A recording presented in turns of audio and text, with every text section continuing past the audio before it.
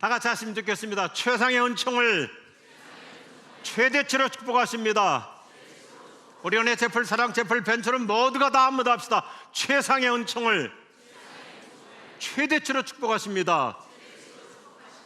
제가 읽었던 책 가운데 아주 큰 감동을 받은 책, 그래서 제가 애장하고 있으며 이따금 훑어봅니다.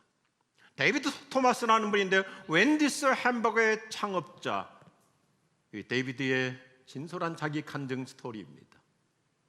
그는 사생아로 태어났습니다. 그리고 어떤 가정에 입양되었지만 입양해 주신 그 양어머니도 5년 만에 돌아갔습니다. 아버지는 미국 전역을 다니면서 날품팔이하는 인생을 살다 보니 어려서부터 교육을 제대로 받지 못했습니다.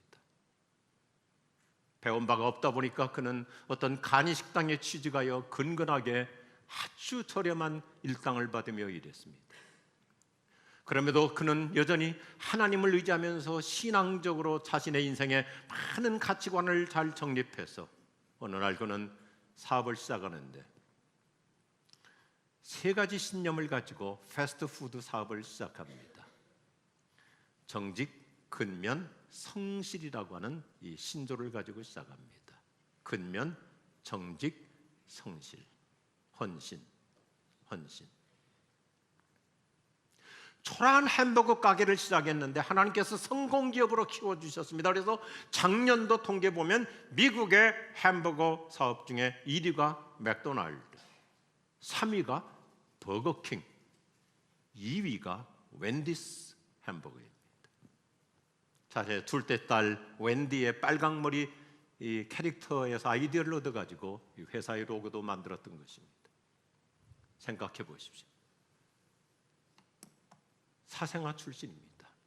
입양되었지만 불행한 가정에서 교육도 받지 못하고 성장했습니다. 그러나 하나님께서 이런 사람에게도 최상의 은총을 최대치로 베풀어 주시니 세계적인 햄버거 2등 기업이 된 거예요. 여러분, 오늘 저 여러분도 마찬가지잖아요. 우리 한번 생각해 보십시오. 저도 그렇고 우리 모두가 다 벌거숭이 알몸으로 왔어요. 맨몸으로 왔어요. 맨몸으로 왔는데, 그런데 오늘 이 정도 삶을 누리고 있다면 하나님은 나에게도 최상의 은총을 최대치로 베풀어 주시고 계심을 동의하시면 아멘 하십시오. 생각해 볼수록 하나님은 다 같은 인생을 이렇게 최상의 은혜로 지금 최대치의 복을 누리게 하시는 우리 하나님 찬양합니다. 성경은 우리에게 분명한 사실을 보증시켜 주잖아요. 하나님은 좋으신 분이시니 God is so good. 하나님은 좋으신 분이니 우리에게 최상의 은혜를 주십니다. 그리고 하나님은 great, 크신 분이니 내 인생 최대치로 복을 주실 줄로 믿으시면 아멘 하십시오. 하나님은 우상장사의 아들 아브라함을 믿음의 선조가 되도록 최대치로 그의 인생을 풀어가시죠. 우리가 구약 성경에 나오는 많은 인물들 가운데 몇 사람만 한번 생각해 보면 요셉이라든지 다니엘 같은 사람은 출신이 뭐예요? 노예 출신이요, 포로 출신이에요. 그런데도 하나님께서 제국의 이집트 제국의 페르시아 제국의 최고 서열까지 높여주시잖아요. 다윗은 베들레헴 촌방 목장집 막내 아들이었지만 하나님께서 그를 이스라엘 역사의 가장 위대한 왕으로 높여주시죠. 에스더라고 하는 사람이 어떤 여성이었어요? 천의 고아 출신이에요. 일찍이 부모를 잃은 천의 고아이지만 하나님께서 그러한 사람에게도 최상의 은총을 최대치로 베풀어 주시니 페르시아 제국의 왕비가 되잖아요. 이번에 많은 분들이 성지여행을 같이 다녀오셨습니다마는 우리 예수님은 저 갈릴리 어촌에 세금파리 같은 조그만 조약들 같은 시몬이라고 하는 사람, 허물 많고 약점 많은 사람도 큰 거대한 바위 같은 베드로라는 인생으로, 거인 인생으로 써주시잖아요. 저는 이런 성경을 볼 때마다 저를 중심해서 우리 모두 누구에게든지 희망이 있음을 믿습니다. 그 갈릴리 해변가의 조그만 세금파리 같은 인생을 향해서 주님은 뭐래요? 너는 앞으로 페트라 큰 바위 거목 인생이 될 것이다. 우리 자녀들에게도 여전히 미래 희망이 넘칠 줄로 믿으시면 아멘 하십시오. 선천적으로 약한 몸을 가지고 태어났던 사도 바울, 너무너무 여러 가지 많은 병약한 몸을 가지고도 전 세계를 다니면서 종횡무진 무제한 선교 사역 하잖아요. 우리 교우들 가운데 약한 분들 많이 계십니다. 체질적으로도 약하고 태어날 때부터도 약하고, 그렇지만 하나님께서 최상의 은총을 최대치로 주시니까 약함에도 불구하고 교회에서 힘들고 어려운 일들 능히 잘 감당하고 있잖아요. 저는 그 하나님을 믿습니다. 그 하나님이 우리 모두와 함께 계실 줄로 믿으시면 아멘 하시기 바랍니다. 그래서 저는 이 맥시마이즈라는 말을 참 좋아해요. 극대화시켜 주시는 하나님. 아까도 데이비드 토마스 얘기를 했습니다만은 뭐 출신 성분이 뭐가 있습니까? 내놓을 게 뭐가 있습니까? 모든 다른 사람들하고 비교해 볼 때 모든 것이 다 밀림에도 불구하고, 여러분 오늘 이 아침에 여러분이 환상을 갖자고요. 하나님이 내가 불리한 만큼, 내가 약한 만큼 하나님이 최상의 은혜 주시면 내 인생도 얼마든지 극대화 인생으로 풀릴 줄로 믿습니다. 성경은 언제나 희망적이에요. 특히 하나님은 욥이라는 사람처럼 우리가 인생에 험난한 고난을 겪고 그 어두운 밤을 잘 통과하는 믿음으로 살면 하나님께서 얼마나 최상 최대의 은혜로 그의 미래를 풀어가시는지.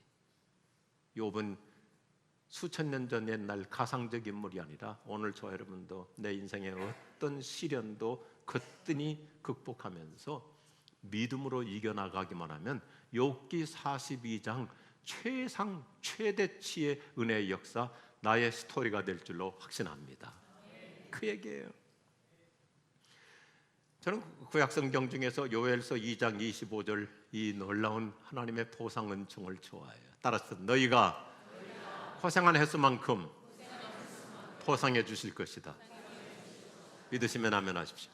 고생한 만큼, 눈물 쏟은 만큼, 어머니 여러분 희생한 만큼, 내가 아팠던 만큼, 상처받았던 만큼. 그런데 성경을 보면요, 고생한 횟수만큼이 아니라 훨씬 더 그 이상으로 최대치로 우리 인생을 보상하여 주십니다. 하나님은 우리가 잃은 것보다 더 많은 것을 얻게 하십니다. 내가 놓쳤던 것보다 더 큰 것을 주세요. 그 미국의 훌륭한 설교자이면서 저널리스트인 토니 에반스가 참 멋있는 얘기를 해요. 토니 에반스가 이런 얘기를 해요. 하나님은 때때로 푼돈을 가져가시고 목돈으로 더해 주신다. 동전보다는 지폐로 더해 주신다. 아멘이신가요? 내가 잃어버린 것이, 놓친 것이 동전 수준이라면 하나님은 지폐로 더해 주신다. 아멘 하는 사람은 입금될 거예요 지금.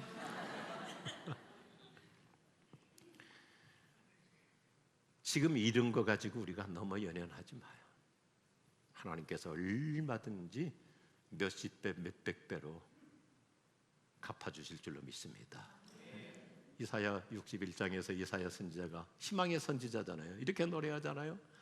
악 대신 선을 더해 주십니다. 화 대신 복을 더해 주십니다. 슬픔 대신 기쁨을 더해 주십니다. 환멸 대신 환희를 더해 주십니다. 눈물 대신 감격을 더해 주십니다. 고난 대신 영광을 더하여 주십니다.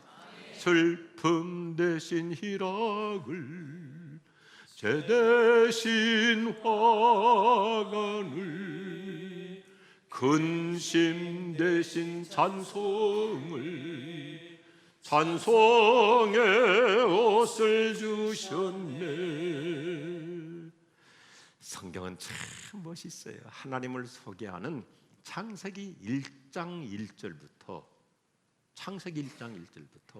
하나님의 이름을 한번 같이 할까요?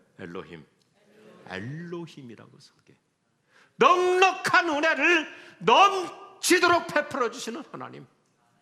우리가 믿는 하나님은, 기독교에서 말하는 하나님은 쫀쫀한 하나님이 아니라 로마 그리스 신화에 나오는 인간이 뭔가 좀 잘되면 질투해가지고 뺏어가는 그런 잘못된 하나님이 아니라, 성경이 말하는 창세기 1장 1절부터 우리가 믿는 하나님은 어떤 하나님이요? 넉넉한 은혜를 넉넉한 은혜를 넘치도록 부어주신다. 그 하나님을 믿으시면 아멘하시기 바랍니다. 오늘 민수기 34장의 핵심 메시지는 아주 심플합니다. 드디어 하나님께서 이스라엘 민족이 들어갈 가나안 땅을 하나님이 얼마나 구체적으로 이렇게 지정하여 주시는지 오늘 지도를 보십시오. 동서남북으로 최대한의 영토를 확보해 주시는 거예요. 지정학적으로 이스라엘은 중동 지역에서 가장 좋은 땅입니다. 서쪽으로는 지중해 연안을 끼고 있고요. 그리고 그 내륙에 예를 들어서 바빌로니아, 페르시아, 지금으로 말하면 이라크, 이란, 러시아까지 올라가려면 반드시 요단강을 낀 길로 가야 되는데 이것을 킹스웨이라고 그러잖아요.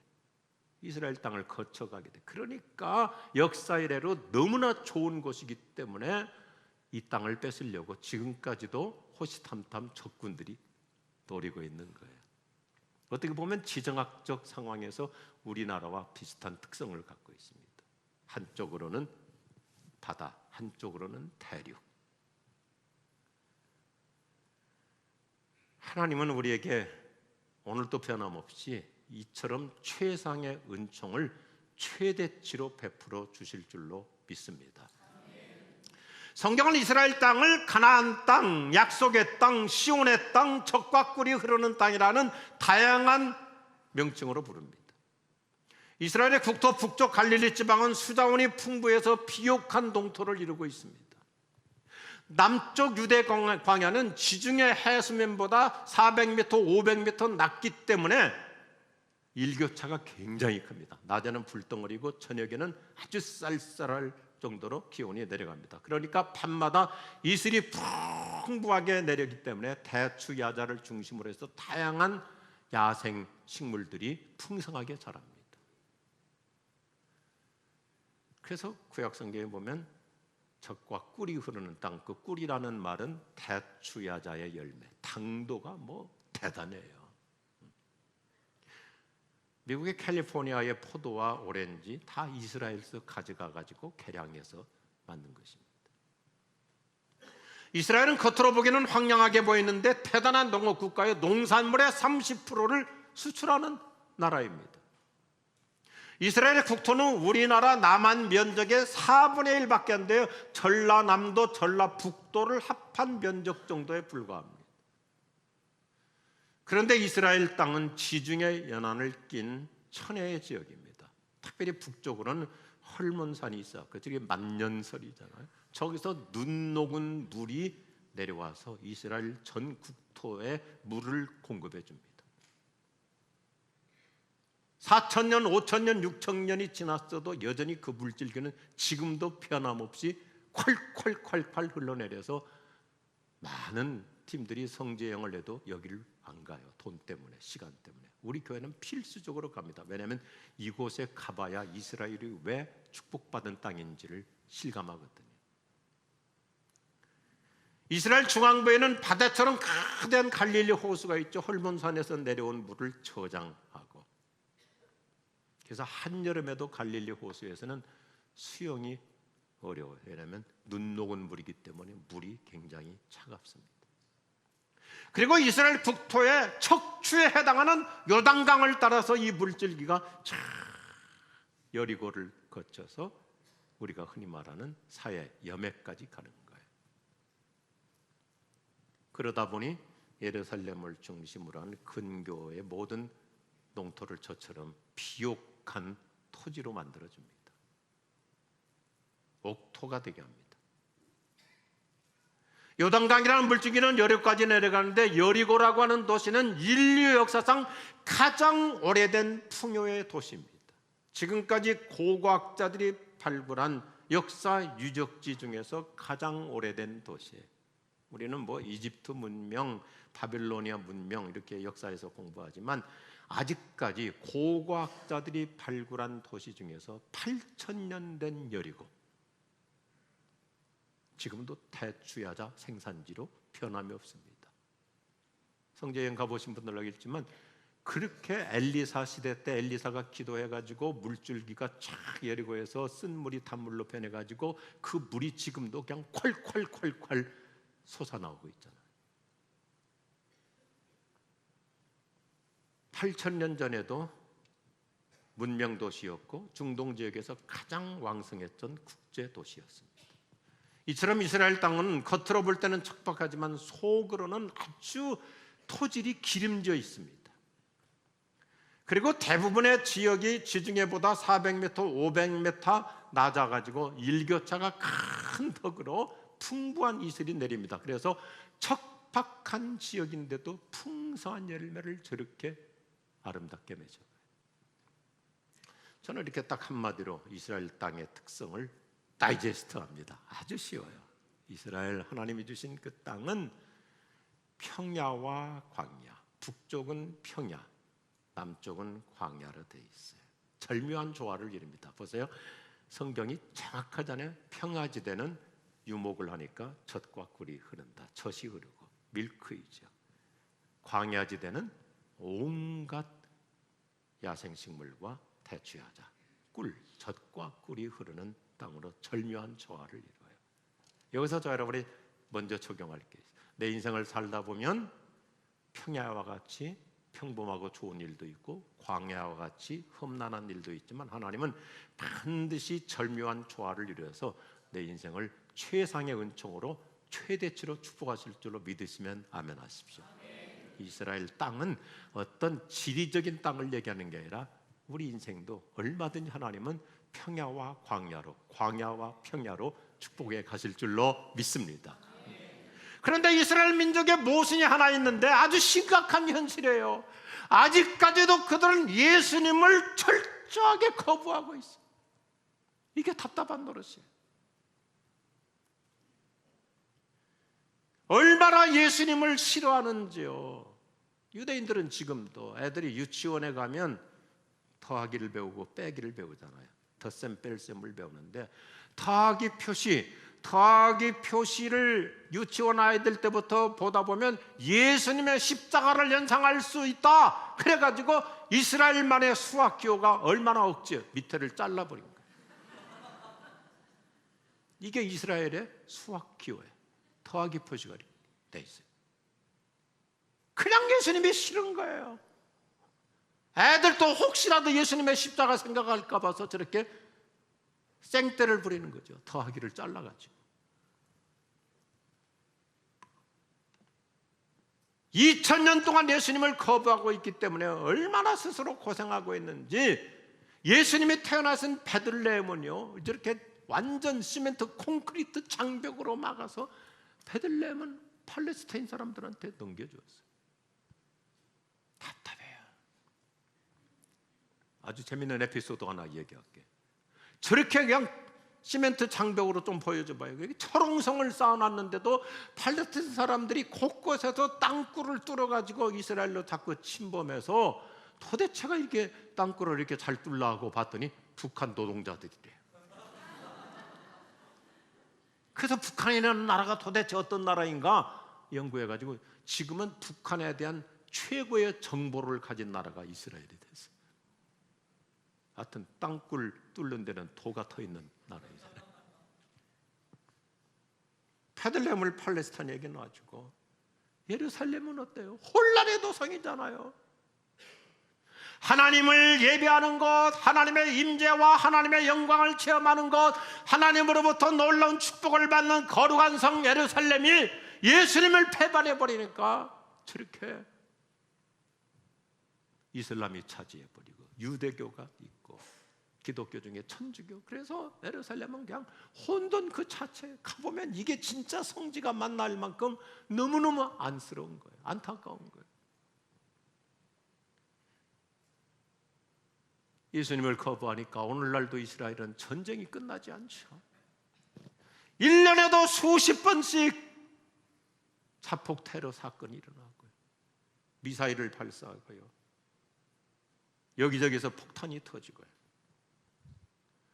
예수님 없이 살기 때문에 스스로 고생을 자처하는 거예요.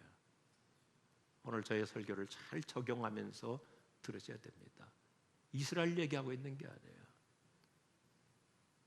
하나님은 얼마든지 저 여러분에게 그분 자신이 좋으신 분이고 그분 자신이 크신 분이고 good and great이기 때문에 나에게 최상의 은혜를 최대치로 주실 수 있음에도 불구하고 저 여러분도 예수 중심 살지 않으면 헛고생하는 거예요. 스스로 생고생을 자처하는 거예요. 우리는 예수님 중심으로 사는 만큼 최상의 은혜를 최대치로 주실 줄로 믿습니다. 우리 너무나 잘 알잖아요. 요한복음 2장에 가보면 예수님께서 한 신혼부부, 가난한 신혼부부였던 것 같아요. 그러니까 최상품 포도주를 만들어주시는데 6통의 항아리를 주시잖아요.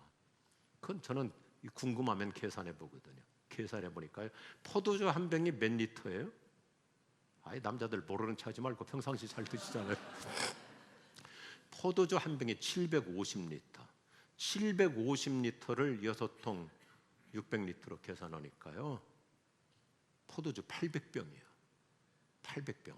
그러면 이 결혼식 했던 신혼부부는 마지막 날이었기 때문에 이거 다 안 썼을 거예요. 그러니까 결혼식 끝나고 이거 팔아가지고 생활비 신나게 썼을 거예요. 예수님의 오병이어 기적의 핵심이 뭐예요? 장정만 5,000명이 성경은 이렇게 돼 있어요. 다 배불리 먹고도 12광주리가 남았더라. 여러분, 저와 여러분이 예수 중심으로 사는 자에게는 하나님의 최상의 은혜가 최대치로 남을 줄로 믿습니다. 그래서 축복의 유통자로 다른 사람에게까지도 은혜를 흘려보내며 살아갈 수 있는 것입니다. 할렐루야. 요한복음 10장 10절 말씀을 보면 예수님이 이 세상에 오신 목적 중에 하나가 뭡니까? 얼마나 저 여러분에게 아름다운 희망을 갖게 합니까? 예수님께서 요한복음 10장 10절에서 내가 온 것은 양으로 생명을 얻게 하고, 따라합시다. 더 풍성히 얻게 하려는 것이다. 예수님을 제대로 믿고 제대로 의지하고 사는 사람에게는 삶의 질이 갈수록 더 풍성해질 줄로 믿습니다. 단순히 어떤 물량적인 그러한 개념으로 얘기하는 게 아니에요. 삶의 퀄리티가 달라지는 거예요. 풍성한 은혜를 베풀어 주시는 어떤 하나님이에요? 참 좋으신 나의 하나님. 할렐루야. 저는 이스라엘 성지 여행 중에서 사해바다에 가는 것을 가장 즐거워합니다. 이스라엘 나라의 천연자원 중 최고가 있다면 사해바다. 우리 교인들 저렇게 다 둥둥 떠 있잖아요. 잘 들어보세요. 오늘 성경에서는 의도적으로 염해라고 표현합니다. Salt Sea, 염해예요. 성경은 어느 곳에서든지 Salt Sea, 염해라고 얘기하지 사해, 데드시라고 얘기하지 않아요. BC 2세기경 그리스 역사가 파우나니아스라는 사람이 이 염해바다에 특별한 하나님의 이 기가 막힌 은혜와 복을 주신 이 특성을 몰라가지고 들어가면 소금물이니까 아무것도 못 사는 곳이다. 그래서 이분이 실수해가지고 성경에서는 염해라고 그러는데 이분의 실수로 데드시, 사해라고 잘못 표현한 거예요. 이것이 지금 2000년 동안 흘러오고 있습니다. 이 염해는 1000가지 이상의 광물질을 함유하고 있습니다. 그래서 저는 의도적으로 제 개인적으로 그렇게 표현해요. 보해바다, 보해. 저 전라북도 군산에 있는 진로에서 만드는 포회 그러게 말고 요단강에서 흘러오는 그 어떤 물도, 빗물도, 흙탕물도, 어떤 물도 여기에 들어오기만 하면 신비하게 정화가 돼요. 이거 세계 불가사의잖아요. 바닷물보다 6배 이상의 염분으로 바뀝니다. 아브람 때부터도 염해라는 단어를 쓰는 걸 보면 4,000년, 5,000년이 지났음에도 불구하고 이 바다는 여전히 신비로워요. 마그네슘, 칼슘, 칼륨, 특별히 어마어마하게 풍성한 미네랄을 함유하고 있습니다. 1,000가지 이상의 광물질을 함유한 불가사의의 천혜 자원입니다. 하나님은요, 이스라엘 백성들에게 기가 막히게 복을 주세요. 최상의 은총을 최대치로 이 물속에 담가 놓으신 거예요. 그러니까 보세요. 몇천 년이 지나도 변함없이 빗물이 됐건 흙탕물이 됐건 잡탕물이 됐건 어떤 물이든지 여기 들어가면 다 정화돼가지고 기가 막힌 칼슘이 되고 마그네슘이 되고 칼륨이 되고 미네랄이 되고요. 이스라엘은 지금도 이곳 염해에서 무한정의 광물질을 계속 개발해냅니다. 지금까지 발견한 것이 1,000가지 정도 성분인데 하나님이 주신 거기 때문에 한량없이 나올 거예요. 그래서 이스라엘 사람들이 얼마나 얕고 똑똑해요. 그러니까 이 물이 요단강 쪽, 요르단 쪽으로 가는 것을 막아버렸어요. 자기들이 독식하려고. 그렇게 기가 막힌 축복의 보고예요. 어떻게 흙탕물이 빗물이 들어와 가지고 천혜의 광물질로 바뀔 수 있을까요? 저는 염해 바다에 갈 때마다 깊은 메시지를 담고 옵니다. 단순히 몸 담그러 가는 게 아니에요. 저 여러분도요, 다 받아들이는 것처럼 서로 다른 어떤 성질의 것들도 아픔도 있습니다. 고난도 있습니다. 상처도 있습니다. 나하고 성향이 안 맞는 사람도 있습니다. 까다로운 사람도 있습니다. 까실한 사람도 있습니다. 여러 가지로 힘들게 하는 사람도 있습니다. 피곤하게 하는 사람도 있습니다. 다 넓은 가슴으로 받아들이는 만큼 하나님께서는 내 성품을, 내 인격을, 내 축복의 그릇을 최상의 은총으로 최대치로 변화시켜 주실 줄로 믿으시면 아멘 하십시오. 이게 하나님 주신 염해바다의 특징이에요.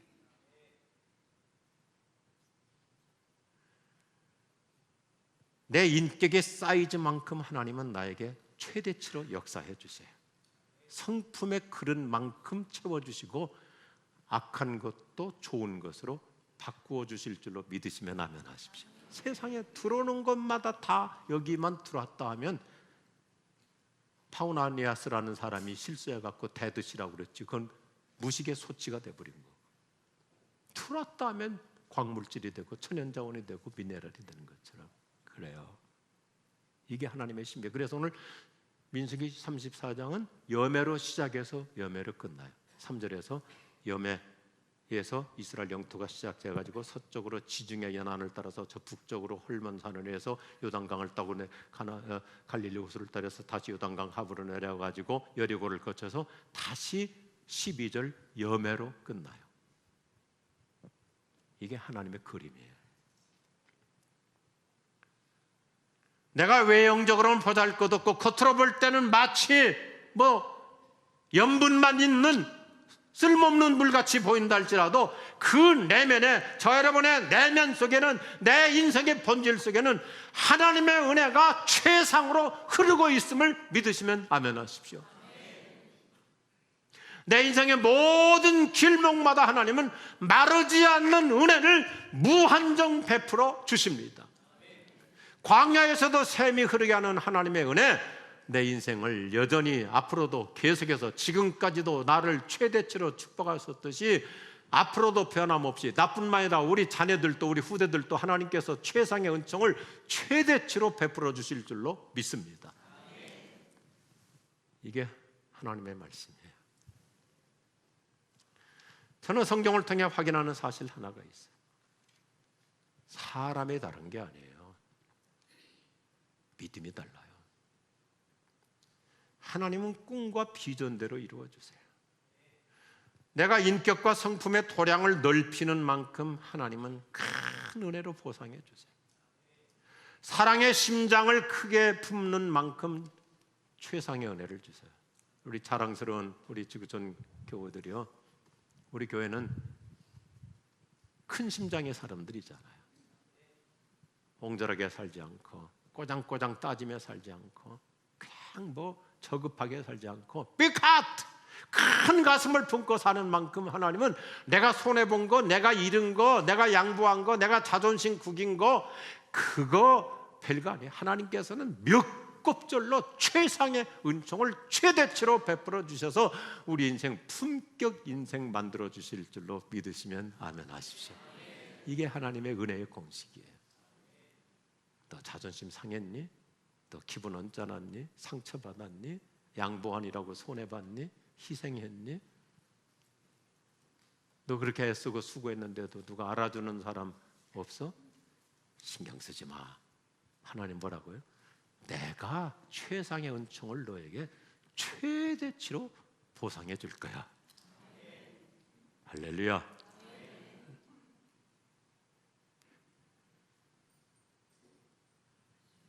구약시대 욥이라는 사람이 어떤 사람이에요? 참 고난이 많았잖아요. 환경의 고난은 그런 대로 견딜 수 있어요. 사람이 처음에는 예를 들어서 뭐 가난한 거, 배고픈 거, 어려운 거 우리 다 견뎌봤잖아요. 힘든 거 우리 남자들 군대 가서도 뭐 웬만한 거 다 견뎌봤잖아요. 또 우리 여성들도 힘든 거 시집살이, 환경은 견딜 수 있는데 제일 견디기 어려운 게 뭐예요? 사람한테 공격받는 거, 사람한테 상처받는 거. 욥이 아픈 거, 힘든 거 그거 다 어느 정도 감내할 수 있어요. 그런데 자기를 위로한답시고 찾아온 친구들이 가슴에 쐐기를 박잖아요. 계속해서 욥, 네가 이렇게 고생하는 거 틀림없이 너 뭔가 지금 너 우리한테 말하지 않는 숨은 죄 있어. 그거 토설해. 그거 말해. 계속 옥조이잖아요. 그러니까 욥도 사람인지라 욥도 원래 선한 사람이었는데 막 나중에는 지고 싶지 않으니까 악바리가 되잖아요. 그래도 하나님이 욥을 사랑하셔서 때가 되니까 나타나셔가지고 욥아 입방 좀 그만 떨어라 하고 욥을 정화시켜 주면서, 그러니까 욥이 하나님을 만나고 내가 너무 식은방 떨었구나, 내가 너무 방정맞게 말했구나, 내가 친구들하고 싸워서 너무 이기려고만 했구나 하고 자기가 회개하나이다. 그리고 나서 자기 친구들, 자기를 그렇게 못살게 굴고 힘들게 굴었던 자기 친구들을 다 용서하고 욥기 41장 다 품어주고 그들을 축복해 주니까 욥기 42장 하나님께서 그에게 최상의 은총을 최대치로 베풀어 주시는 거예요. 여러분 우리 이 수준까지 갈 수 있길 바랍니다. 나를 힘들게 했던 사람도, 나에게 아픔을 줬던 사람도, 나에게 상처를 줬던 사람도 내가 끌어안고 마치 염의 바다가 빗물도 흙탕물도 잡탕물도 다 받아들이면 신비로운 광물질이 되는 것처럼 하나님은 우리에게 그 은혜의 공식을 말해주고 있어요. 다윗 왕은 염의 바다처럼 인격과 성품이 깊은 자였어요. 마음의 그릇이 큰 자였어요. 문자 그대로 다윗이야말로 큰 심장, 큰 가슴, 빅 하트의 리더였어요. 대인이었어요. 거기다가 하나님의 나라를 향한 거대한 비전을 품고 삽니다. 오늘 여기까지 가자고요. 그랬더니 하나님께서 그에게 얼마나 최상의 은총을 주시는지 오늘 말씀이 기초입니다. 민수기 34장 말씀에 하나님께서 이스라엘 백성들에게 가나안 땅, 이 약속의 땅, 젖과 꿀이 흐르는 땅을 동서남북으로 지목해 주시는데, 처음에 하나님이 이제 아브라함에게 이 땅 가나안 땅을 약속해 주시는데 아브라함에게는 추상적으로만 약속해 주십니다. 동서남북 종과 형으로 네가 걸어보고 바라보는 땅을 내가 주리라 그랬는데, 모세가 이스라엘 백성을 40년 동안 광야 인도를 하고 엑소더스 한 다음에 이제 요단강만 건너면 가나안 땅의 지반은 마지막 이 결정적인 대목이죠. 여기서 하나님께서 이스라엘 백성들에게 주실 땅을 이렇게 동서남북으로 정확하게 지정해 주잖아요. 이 땅을 모세 후계자 여호수아가 다 못 차지했어요. 다 차지하지 못했어요. 여부스 사람들이 이스라엘의 핵심 수도인 예루살렘 정복하고 있었잖아요. 하나님이 약속하신 최대치의 이 축복을 누가 드디어 그대로 차지하면 다윗. 400년 지난 후에, 이 약속이 주어진 후 400년 지난 후에 다윗 때 이르러서 실현하게 되는 거예요. 여기서 우리가 깨닫게 되는 거예요. 여러분, 우리에게 하나님을 향한 분명한 믿음과 열정과 비전을 가지고 사는 만큼 하나님은 최상의 은총을 준비해 놓으셨기 때문에 최대치로 내 인생 풀어가실 줄로 믿으시기 바랍니다. 얼마나 희망의 메시지예요.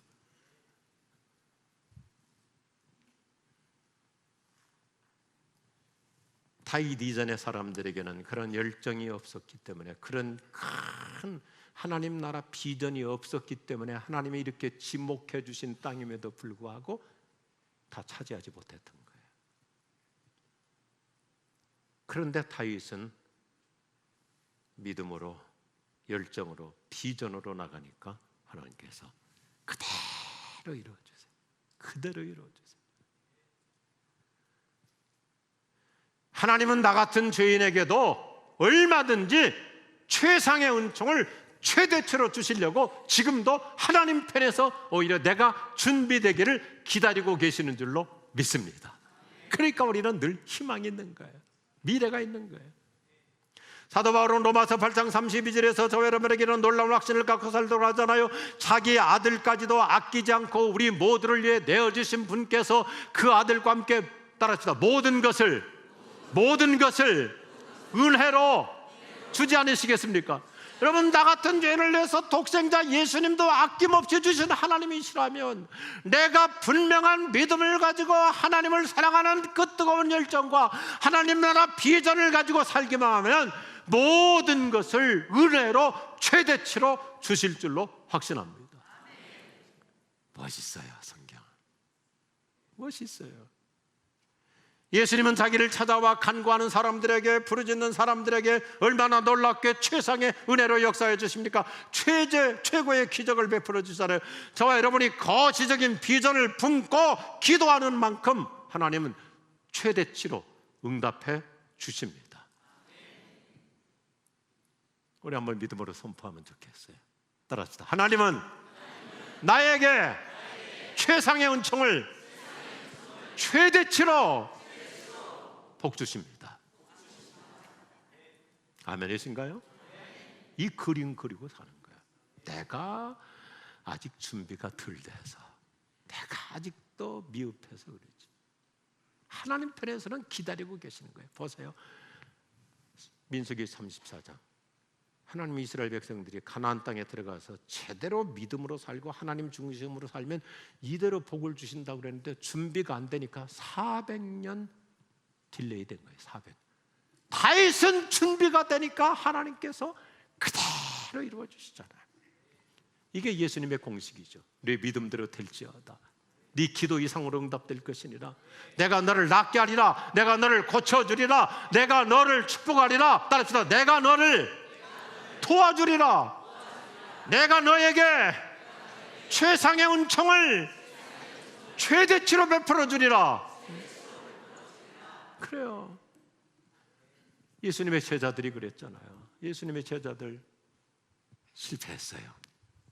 제자도 실패했고, 그래가지고 이제는 씁쓸한 마음으로 베드로가 앞장서 가지고 그때 에이 우리 고기나 잡으러 가자. 고기 잡으러 갔는데 어부 출신들이잖아요. 고기 잡는 전문가들인데 밤새도록 그물을 던지고 노력했지만 한 마리도 못 잡았다 그랬어요. 우리 한국식으로 말하면 피레미 새끼 한 마리도 못 잡았는데, 그때 아침에 예수님이 다시 오셔가지고 이제 오른편에 던지라. 오른편이라는 것은 뭐 왼편은 고기가 없고 오른쪽에만 고기가 있다 그 뜻이 아니라 이제 더 이상 믿음 흔들리지 말고 굳굳한 믿음으로 순종하며 살아가보라. 그래서 주님의 말씀 의지하여 오른편에 그물을 던졌더니 큰 고기만 153마리 만선의 복을 받게 되었더라 이거예요. 우리 지구촌교회 사랑채플이 153 기적의 신비의 현장이잖아요. 오늘 메시지는 간단해요.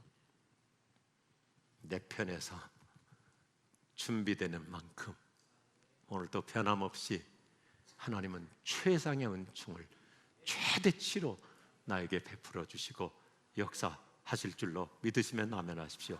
이번 주간에도 이런 놀라운 일이 일어날 것이고, 나뿐만 아니라 우리 자녀들에게, 우리 후대들에게 하나님의 나라의 은혜의 공식은 변함없이 최대치로 흘러갈 줄로 믿습니다. 기도하십시다.